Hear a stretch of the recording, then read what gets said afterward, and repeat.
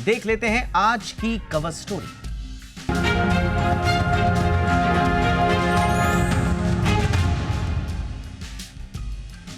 तो ट्रंप का टैरिफ का टेरर अभी चालू ही था कि उन्होंने गोल्ड वीजा का नया खेल शुरू कर दिया है। ट्रंप के नए प्लान में साफ है कि करीब 45 करोड़ रुपए दो, भारतीय रुपयों में, और अमेरिका की नागरिकता लो। ट्रंप के इस ऐलान का अब क्या असर होगा, भारत के लिए यह कितना फायदेमंद है, नुकसानदायक है, और ट्रंप को इतने सारे मिलेनियर्स की आवश्यकता क्यों हुई, और अगर आप कनाडा के गोल्डन कार्ड से, गल्फ कंट्रीज के बहुत सारे गोल्डन कार्ड्स हैं, उनसे अगर आप इसको कंपेयर करेंगे तो ये कितना नया है, अमेरिका को इसकी क्या ज़रूरत है, और क्या वाकई में जो चाहते हैं ट्रंप वो उनको मिल पाएगा। विस्तार से आज हम बातचीत करेंगे। पहले ये रिपोर्ट देखिए, मैं लौट रहा हूं खास मेहमानों के साथ। अमेरिकी राष्ट्रपति डोनाल्ड ट्रंप का हर एक्शन ग्लोबल मंच पर बड़ा रिएक्शन लेकर आता है। ट्रंप के टैरिफ के चक्रव्यूह में दुनिया अभी उलझी हुई ही थी कि उन्होंने अपने तर्कस से एक और तीर छोड़ दिया। ट्रंप ने इस बार दुनिया के लिए गोल्ड कार्ड का खेल खेल दिया। ट्रंप ने अमेरिकी नागरिकता पाने की चाह रखने वाले प्रवासियों के लिए गोल्ड वीजा स्कीम शुरू करने का ऐलान किया है, और माना यह जा रहा है कि ट्रंप की ये गोल्ड कार्ड स्कीम आने वाले 2 हफ्तों में शुरू भी हो जाएगी। तो चलिए सबसे पहले समझते हैं कि आखिरकार ट्रंप का ये गोल्ड कार्ड रेजिडेंसी परमिट है क्या। ट्रंप की गोल्ड कार्ड स्कीम के जरिए $50 लाख यानी करीब 45 करोड़ रुपए का भुगतान करके विदेशी नागरिकों के लिए अमेरिकी नागरिकता पाने का रास्ता साफ हो जाएगा। इस योजना के तहत पहले फेज में करीब 10 लाख गोल्ड कार्ड जारी करने का प्लान है। तो वहीं अमेरिकी राष्ट्रपति ट्रंप का ये मानना है कि अगर 1 मिलियन गोल्ड कार्ड बेचे जाते हैं तो इससे $5 ट्रिलियन का राजस्व अमेरिका को प्राप्त होगा, जिससे अमेरिका के कर्ज को कम करने में से इस्तेमाल किया जाएगा। आपको बता दें कि अमेरिका EB-5 वीजा नाम की एक स्कीम चलाकर विदेशी अमीरों को आकर्षित करता रहा है, और हर साल हजारों की तादाद में दुनिया भर के करोड़पति एक छोटा सा निवेश करके अमेरिकी ग्रीन कार्ड हासिल कर लेते थे। वहीं अब ट्रंप ने EB-5 वीजा की जगह गोल्ड कार्ड स्कीम का ऐलान किया और निवेश की जाने वाली रकम को 5 गुना तक बढ़ा दिया। अमेरिकी सरकार के पुराने EB-5 वीजा को हासिल करने के लिए अमेरिका के किसी भी क्षेत्र में $1.05 मिलियन का इन्वेस्टमेंट करना होता था। भारतीय करेंसी में अगर बात की जाए तो ये निवेश करीब 9 करोड़ रुपए के आसपास बनता है। वहीं EB-5 ग्रीन कार्ड के तहत 10 लोगों को रोजगार की शर्त भी इसमें शामिल थी। ट्रंप की ये गोल्ड कार्ड स्कीम भारतीय प्रवासियों के लिए एक बड़ा झटका साबित हो सकती है। यूएस सिटीजनशिप एंड इमिग्रेशन की माने तो करीब 10 लाख भारतीय ग्रीन कार्ड का इंतजार कर रहे हैं, और अमेरिका में करीब 50 लाख भारतीय रहते हैं। ट्रंप का गोल्ड कार्ड वीजा महंगा होने के चलते अधिकतर भारतीयों के लिए पहुंच से ये बाहर भी होगा। मतलब साफ है कि ट्रंप का गोल्ड कार्ड स्कीम उन्हीं के लिए आसान होगा जो पहले से ही धन कुबेर है।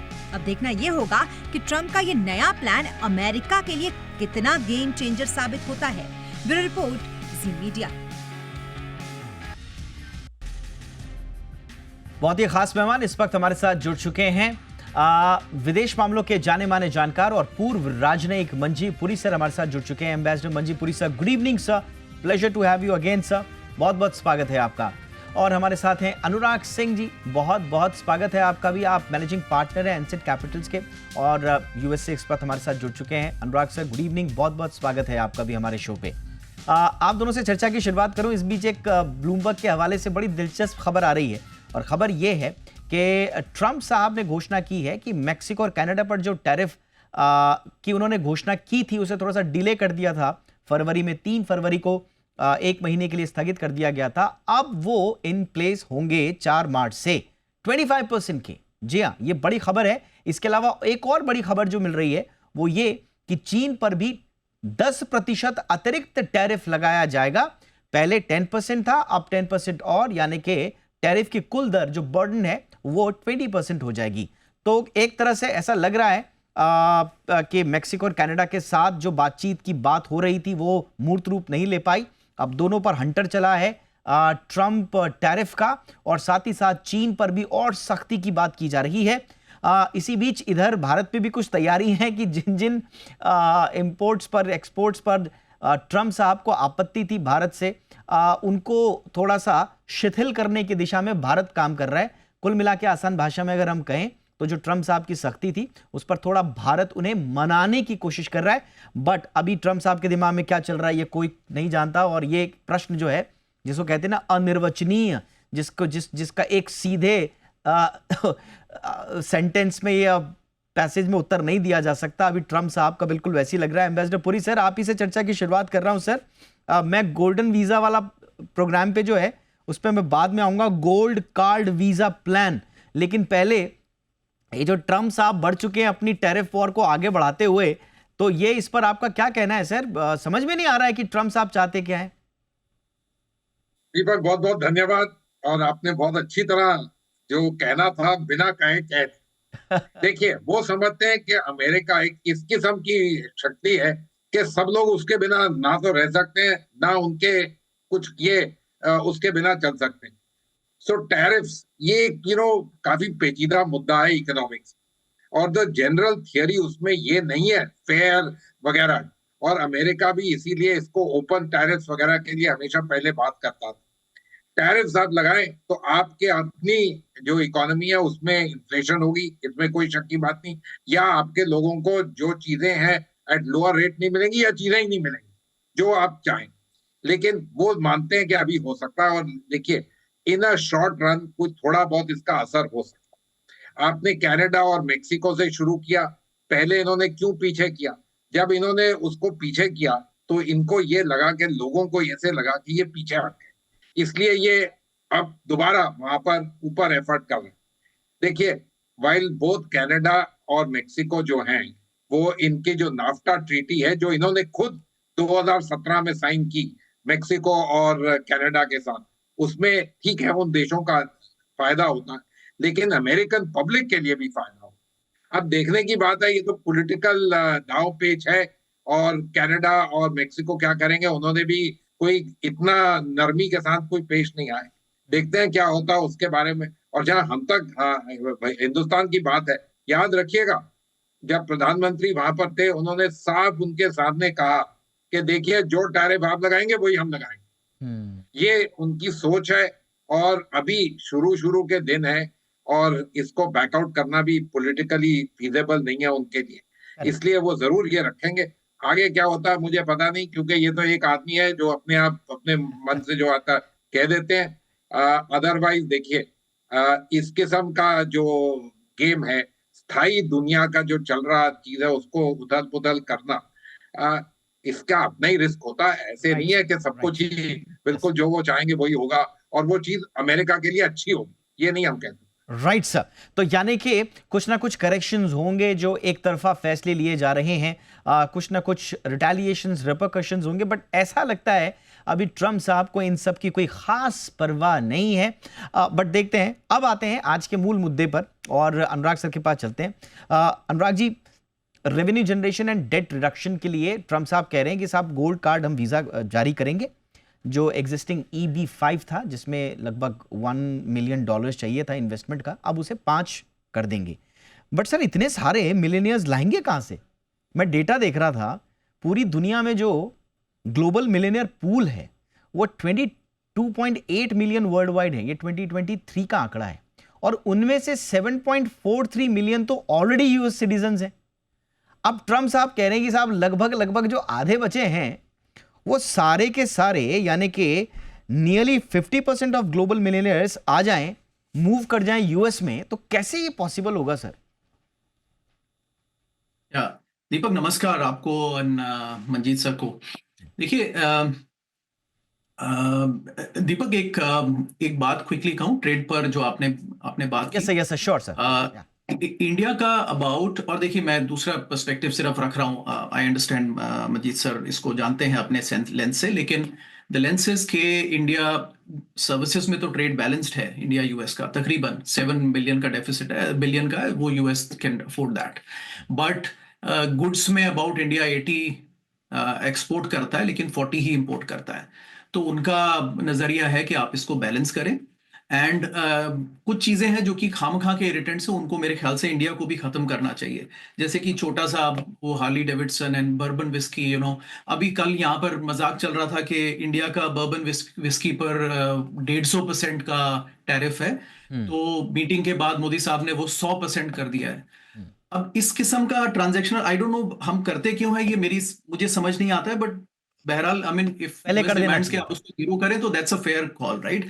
सो I think this president is not saying, so देखिए दो तरीके हो सकते हैं, या तो हम आपको सब फ्रीली इंपोर्ट करने दें यूएस मार्केट में, but other ways we by the geopolitical influence of India, right? अब सर आपने बात छेड़ दी है अनुराग सर, मैं थोड़ा सा आपसे क्लैरिटी लेना चाहूंगा, क्योंकि जब जब ट्रम्प जो एग्रेसिव होते हैं भारत के प्रति, तो यहाँ पर एक जो लॉबी है वो ये कहती है, या एक धड़ा जो है वो ये कहता है कि साहब आप भी तो फार्मा एक्सपोर्ट कर रहे हो, आप भी तो उनके लिए जो लाइफ सेविंग जो डेली रूटीन की चीजें उनको भेज रहे हो, तो आप रेसिप्रोकल आप क्यों नहीं होते, ट्रांजैक्शनल आप क्यों नहीं हो रहे हो? हमको ऐसा देख रहा है बर्बन विस्की हो, चाहे वो हार्डली डेविडसन हो या बाकी चीजें हो, हमारा होमवर्क चल रहा है कि नहीं साहब, ट्रम्प साहब जो कह रहे हैं चलो चलो फटाफट फटाफट उस पर काम करो वरना ट्रम्प साहब नाराज हो जाएंगे। ऐसा क्या है ट्रम्प साहब में कि हम रेसिप्रोकल नहीं हो रहे हैं?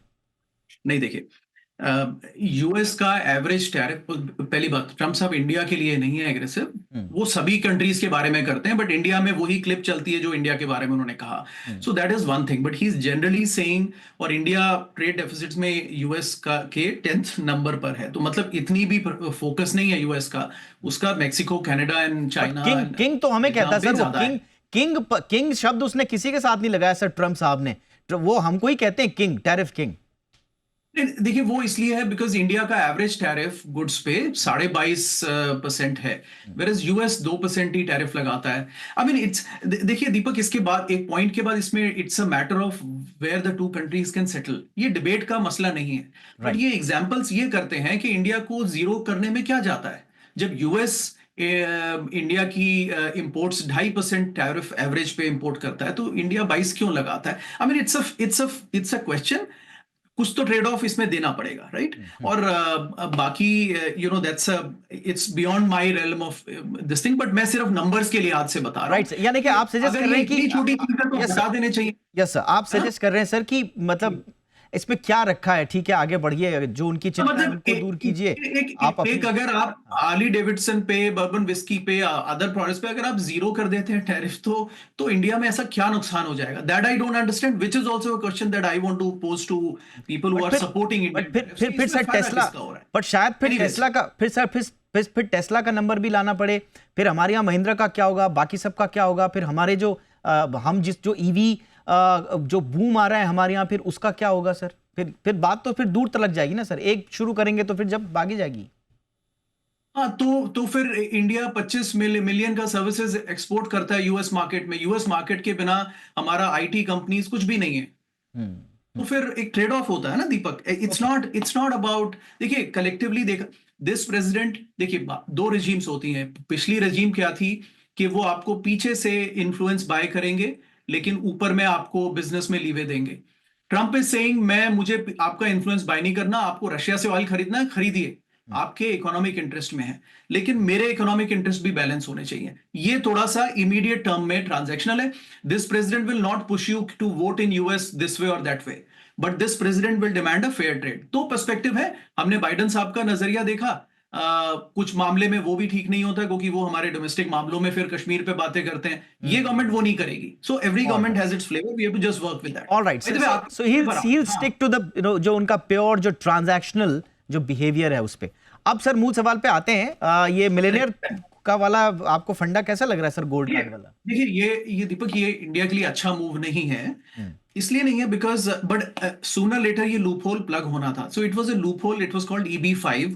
लूप होल नहीं है, it was a legal law, but वो बना बहुत पहले था। उस समय 1 मिलियन की इंपॉर्टेंस ज्यादा होती होगी, लेकिन आजकल 1 मिलियन दे के ग्रीन कार्ड्स और या permanent residency cards European countries बेच रहे हैं, जो छोटे मोटे यूरोपियन कंट्रीज हैं। Just because if you join them you become a part of European union and आप यूरोप में कहीं भी काम कर सकते हैं। तो आजकल वो कंट्रीज जब 1 मिलियन चार्ज कर रहे हैं, तो यूएस में 1 मिलियन चार्ज करना एक बहुत ही लो अमाउंट था।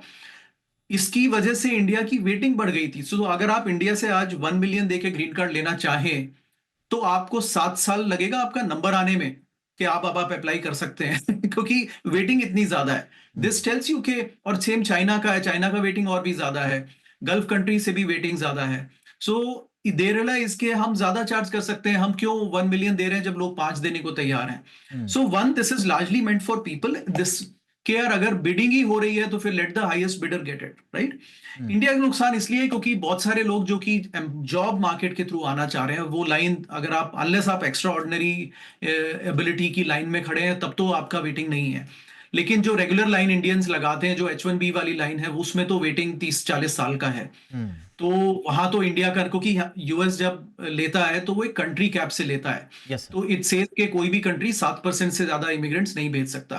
तो पढ़ने के लिए आ जाए, जॉब करने के लिए आ जाए, लेकिन अगर पीआर चाहिए तो इंडिया के पीआर सिर्फ साल के 10,000 है एम्प्लॉयमेंट बेसिस पर, इंक्लूडिंग फैमिली मेंबर। तो बहुत छोटा नंबर है। अब वो 1 मिलियन दे के ले पाते, लेकिन अब 5 मिलियन तो देखिए बहुत ही कम होगा। आपने जो नंबर बताया वो मिलियनर्स का बताया, लेकिन 1 मिलियन वाला तो 5 मिलियन दे के नहीं ले सकेगा ना। तो मेरे पास नंबर है, वो 270,000 लोग हैं जिनकी 30 मिलियन से ऊपर की नेटवर्थ है। ओके। वो ही दे पाएंगे, और ये यूएस के बाहर वाले हैं। हाँ, तो इतना मार्केट है, बट आई एम श्योर इसमें फ्रांस के, yes sir, you are right sir, इसमें फ्रांस के जो हैं 122K हैं। इंटरेस्टिंगली इंडिया के इसमें 81K हैं, ब्राजील से 62K हैं, ऑस्ट्रेलिया के 85K हैं। अब मैं सर जरा एम्बेसडर पुरी सर के पास आना चाहूंगा। सर अब हम जैसा आपने भी कहा, हम भी कह रहे हैं कि अनप्रेडिक्टेबल हैं ट्रम्प साहब। अब उनसे हम ये कहें कि भाई मेरिट बेस्ड या ह्यूमैनिटेरियन इमिग्रेशन पॉलिसीज आप लेकर आए, तो अब तो सब हाथ ही जोड़ रहे हैं ट्रम्प साहब के सामने कि भाई ये तो बहुत ज्यादा हो गया उनसे एक्सपेक्ट करना, है ना। लेकिन अनरियलिस्टिक स्केल एंड डिमांड नहीं है सर। अगर आप 10 मिलियन बायर्स आप ढूंढ रहे हैं, आप मतलब वहां आने के लिए, और एलिजिबल पूल जैसा कि हम जिक्र कर रहे हैं वो बहुत कम लोगों का है, तो कैसे होगा। और सिटीजनशिप ऑन सेल वाला ये नया कॉन्सेप्ट जो चल जाएगा, ये इस पर सर आपका विश्लेषण क्या है। तो दीपक, पहले तो लेट मी से, मैं प्रोटेक्शनिस्ट टाइप नहीं हूं। I believe in lowering tariffs in general, but उसको छोड़ देते। Let's get down to this gold card business. अरे भाई, ऐसा है, ये समझते हैं कि एंडलेस डिमांड है यूनाइटेड स्टेट्स सिटीजनशिप की। अमीर आदमियों को तो जैसे आपने कहा बहुत अच्छी अच्छी जगह और भी मिल रहा है, ठीक है। अगर एंडलेस डिमांड है तो देखते हैं डिमांड सप्लाई का क्या होता है। 45 करोड़, मैं आपको बताऊं, पूंजीपति लोगों के लिए भी काफी होता है just to give, to stand in a line for citizenship. उसके बाद वहां आप क्या करोगे, कैसे पैसे बनाओगे वगैरह वगैरह, वो कंप्लीटली डिफरेंट सब्जेक्ट है ऑल टुगेदर, ठीक है। अब इन्होंने ये कहा अपनी कल प्रेस कॉन्फ्रेंस में कि वो EB1 तो ऐसा ही यूजलेस था, कोई उसका मोनेटाइजेशन, आप देखो क्या होता है। और जो इन्होंने कल नंबर बताया अपनी प्रेस कॉन्फ्रेंस में कि हमारा सारा डेट जो है वो सारा निकल जाएगा, तो देखते हैं क्या होता है। अगर ऐसी बात है कि इतना आसान था, तो मैं आपको बताता हूँ कि लोग पहले वाले भी कर देते, ठीक है। सो ये एक किस्म का जो खेल चल रहा है यहाँ पर, ये गेम quite attuned है to domestic policy in the United States, the domestic audience, जिनको इन्होंने कहा कि हम बिल्कुल ये इमिग्रेशन रोक देंगे। अब ये भी कह रहे हैं कि लेकिन हाई स्टैंडर्ड वाले जो लोग बिल्कुल, I'm sorry to interrupt sir, you have hit the nail sir. एक बात नोट करें। Yes sir, yes sir. साथ इनकी एक और बिल्कुल एक साइड इशू है इनका, कि पैसे से एक किस्म का जबरदस्त हुआ। तो सिर्फ ये नहीं कि हार्वर्ड में आप फर्स्ट आए, वही नहीं, और उसको कहते हैं कि टिम कुक और अमेज़न जो है वो खरीदेंगे 5 मिलियन। यार 5 मिलियन तो ये जो फर्स्ट आता है ना हार्वर्ड में, उसकी भी तनख्वाह नहीं होती, और $1 मिलियन भी नहीं होती तनख्वाह। तो आप सुनिएगा कौन खरीदेगा ये सब। मैं सर वही आपसे पूछ रहा था। आप सर वहां रह के आए हैं, वहां आपने काम भी किया है, वहां के लोगों को भी आप जानते हैं। ये जो पे टू प्ले सिटीजनशिप वाला मॉडल हो जाएगा, ऐसा तो नहीं है कि ये बैकलैश हो जाएगा। भाई you are prioritising the wealthy, possible legal ethical challenges भी होंगे इसमें, तो वहां के लोग एक्सेप्ट करेंगे सर इसको पुरी सर। देखो दीपक, ऐसा है, थोड़ा सा element of pay to get this particular route to citizenship and residency है, तो EB1 में भी, ठीक है। तो ये तो थोड़ा बहुत रहता, लेकिन जो बिग डिमांड है H1B वगैरह के लिए, कि आपको स्किल्ड लोग चाहिए, आपको लोग चाहिए जिनकी काबिलियत है, जो कैपेबिलिटी है, इनोवेशन कर सकते हैं। एंड नॉट ओनली दैट, ये भी याद रखिएगा, स्ट्रॉबेरी फार्म्स को पिक करने के लिए फार्मर्स कहां से आएंगे, वो पिकर्स कहां से आएंगे। तो बहुत सारी चीजें हैं, ये ऐसे ही नहीं है कि ऐसे हो गए। America is running some of its lowest unemployment rates itself at the moment. ये facts हैं. This is quite a complicated thing. Much of it is tuned towards the domestic audience and these ideas. And some of these ideas, you can Right. say it, but if the idea was so simple, believe me, it would have struck the others also. Right sir, right sir. Anurag sir, आपका remark final. जो global competition में जिसकी बात भी कर रहा था, Canada का इन्वेस्टर वीज़ा है, पुर्तगाल का गोल्डन वीज़ा है, यूएई का गोल्डन वीज़ा है, बहुत सारे हैं कंपटीशन ट्रम्प साहब के पास तो बहुत। तो दो तीन बातें दीपक, देखिए कहता हूँ, तो पुरी सर ने जो बातें कही वो अपनी जगह ठीक है। मैं बस एक कॉन्टेक्स्ट ऐड करता हूँ। देखिए, पिछली गवर्नमेंट को स्ट्राइक ये सब नहीं करेगा। डेमोक्रेट्स तो चाहते हैं कंट्री में नॉन वाइट्स की एंट्री हो जितना ज्यादा। अगर आप डेमोक्रेट्स को फ्री रन दे दें तो वो रातों रात गेट खोल के पूरा लैटिन अमेरिका यूएस में घुसा लें। कंट्रोवर्शियल स्टेटमेंट है। अब बाइडेन साहब तो है नहीं, तो अब तो मैं कह सकता हूँ ये बात है, but their policy is very different. They would never have stopped it, rather वो तो और उसको इजी करते हैं। सेकेंड इज स्किल्ड वर्कर्स और फार्म लेबर। यूएस हमेशा ले सकता है, यहाँ उनको परमानेंट रेजिडेंसी देने की जरूरत नहीं है, वो तो टेम्परेरी वीजा पे आते ही हैं। इंडिया से तमाम स्टूडेंट्स आते हैं और सब जाके काम कर ही रहे हैं, बट परमानेंट रेजिडेंसी देने की रिक्वायरमेंट थोड़ी सी सख्त है। तो बट बाकी आइए काम कीजिए इकोनॉमी में, जब तक आपके लिए जॉब है तब तक कर सकते हैं काम। जॉब नहीं है तो फिर तो कोई भी टिक नहीं पाएगा। करेक्ट। तो ये एक पर्सपेक्टिव में फर्क है। थर्ड इज, देखिए एक पोजीशनिंग होती है, हम लोग सब कॉर्पोरेट वर्ल्ड में जानते हैं, पॉलिटिक्स आल्सो नोज दिस, कि करना कुछ और होता है, पोजीशनिंग कुछ और करनी होती है। पुरी साहब की बात ठीक है कि उतने देखिए वो नंबर 5 ट्रिलियन यहाँ से आ जाएगा, ये सब नंबर इमेजिनरी नंबर है, उतना नहीं आएगा। बट ऑनेस्टली दीपक, उनको ये EB5 का जो लूप होल था, 1 मिलियन वॉज टू लो, उनको वो प्लग करना था। ओके। अब 5 मिलियन देके कोई आना चाहता है तो जरूर आए, वो तो बहुत छोटा सा नंबर होगा और वो कंट्री की पॉपुलेशन को डाइल्यूट भी नहीं करेगा। तो बेसिकली उनका काम दोनों हो गए। आई एम श्योर H1B और ये सब या कोई भी एम्प्लॉयमेंट में किसी के लिए कोई 5 मिलियन देने वाला नहीं है। अनुराग सर, उनका काम भी हो गया, पोजीशन भी हो गया। आपके चश्मे से दुनिया देखना हम लोगों के लिए बड़ा कॉम्प्लिकेटेड होता है, क्योंकि आप इतना मल्टी मिलियनियर लोगों का फंड मैनेज करते हैं, बड़े सक्सेसफुली मैनेज कर रहे हैं, तो आप बहुत कंफर्टेबली कह सकते हैं कि वहाँ से किस तरह से ये पूरा मामला दिखता है। लेकिन हमारे लिए तो बड़ी दिलचस्पी हो जाती है, और मेरी पर्सनल क्यूरोसिटी इस पे है कि हमारे यहाँ जो 81,000 इंडिविजुअल्स हैं जिनकी नेटवर्थ $5 मिलियन प्लस है, उनमें से कितने लोग जाएंगे ट्रम्प साहब की बात में आके, पर देखते हैं। आई मीन, इस चर्चा को हम यहीं पे छोड़ते हैं एक नए परिदृश्य के लिए। लेकिन फिलहाल बहुत बहुत शुक्रिया अनुराग सिंह सर, वक्त निकाला आपने। एम्बेसडर पुरी सर, हमेशा की तरह बहुत आसान भाषा में आपने भी बहुत अच्छा विश्लेषण दिया। थैंक यू सो मच, बहुत बहुत शुक्रिया सर। ये थी हमारी कवर स्टोरी।